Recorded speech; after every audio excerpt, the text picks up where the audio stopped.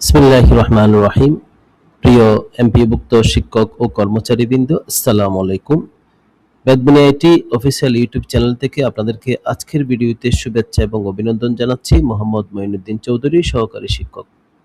আজকে আপনাদের সাথে জুন মাসের বেতনের আপডেট বিষয়ে কথা বলার জন্য মূলত ভিডিওতে আসা, যেখানে আপনাদের সাথে শেয়ার করছি গতকালকে মাওসির ডিজি অধ্যাপক ডক্টর খান মঈনুদ্দিন আল মাহমুদ সোহেল বলেছেন, এমপিভুক্ত শিক্ষক কর্মচারীদের জুন মাসের বেতনের প্রস্তাব ২৬ জুনের আগে পাঠানো হবে না মনে হচ্ছে, কারণ এখনো অনেক শিক্ষা প্রতিষ্ঠান তাদের বেতন সাবমিট করেনি, যার ফলে এটা লেট হচ্ছে। তবে উনি আরও বলছেন, আমরা দ্রুত চেষ্টা করব শিক্ষক কর্মচারীদের জুন মাসের বেতন দেওয়ার। Education management information system cell থেকে বেতনের হিসেব শেষ হওয়া মাত্র তা মন্ত্রণালয়ে পাঠানোর ব্যবস্থা করবেন। তবে বেতন কবে ছাড় হবে সেই বিষয়ে কিন্তু উনি ভালো বলতে পারছেন না, বা এখন বলা সম্ভব হচ্ছে না, এমনটাই বলেছেন।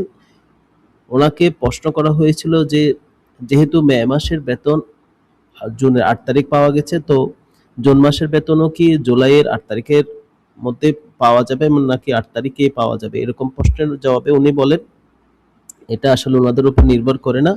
ওনারা বলছেন, আমরা প্রস্তাব পাঠানোর পর জিওজারি এবং এলজি অফিসের অনুমোদন করতে যতদিন সময় লাগে সেটার উপর নির্ভর করছে শিক্ষক কর্মচারীর বেতন কত তারিখ পাবেন।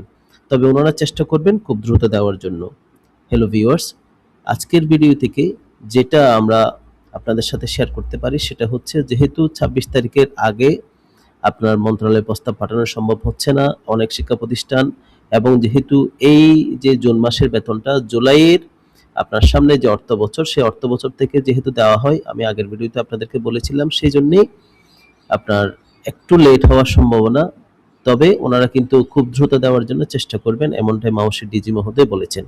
তো আজকে জুন মাসের বেতনের এই আপডেট জানিয়ে পরবর্তীতে নতুন কোনো তথ্যে অবশ্যই আপনাদের সাথে দেখা হবে সে প্রত্যাশায় ভিডিও এখানেই রাখছি।